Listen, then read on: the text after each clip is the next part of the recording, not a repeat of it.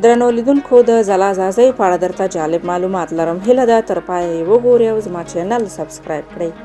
د بهرنیو رسنیو سره خبرو کې ځلا ځازۍ ویلي خوست کې د هغې د دندې په مهال ښځو زړه پیدا کړی و چې د خپلو ستونزو د هواري دپاره د هغې تر دفتره ورشي او دغه کار کیدی شي چې په ډیرو خلکو ښه نه و لګېدلی.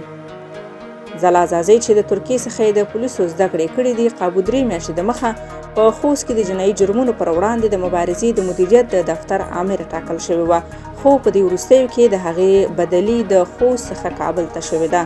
د خوست د امنیې قومندانۍ ویان رسنیو ته د هغې د بدلۍ لامل امنیتي ستونزې بللي او ویلي دي ځلا ځازۍ چې د کابل نه خوست ته سفرونه کول نو لویې لارې د هغې د سفرونو دپاره خوندي نه وي، ځکه یې کابل ته بدلي شوې ده. خو ځلا ځازۍ د دې خبرو سره متفق نه ده او وایي چې هغې د خپلې دندې په مهال د خوست او کابل ترمنځ دومره سفرونه نه دي کړي چې د هغې ژوند دې خطر کې واچوي. هغې ویلي که واقعي د خطر ګواښ نو بیا خو قومندان د امنیې او نور چارواکي هم خوست کې دندې پر مخ وړي،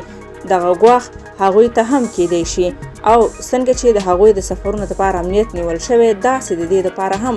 نیول کیدای شو. ځلا ځازۍ وایي فکر کوي چې دا هسې یوه بهانه ده او په اصل کې د سیمې ځینې خلک په دې خفه و چې ولې ښځې اوس په زړورتیا سره د خپلو ستونزو د هواري په موخه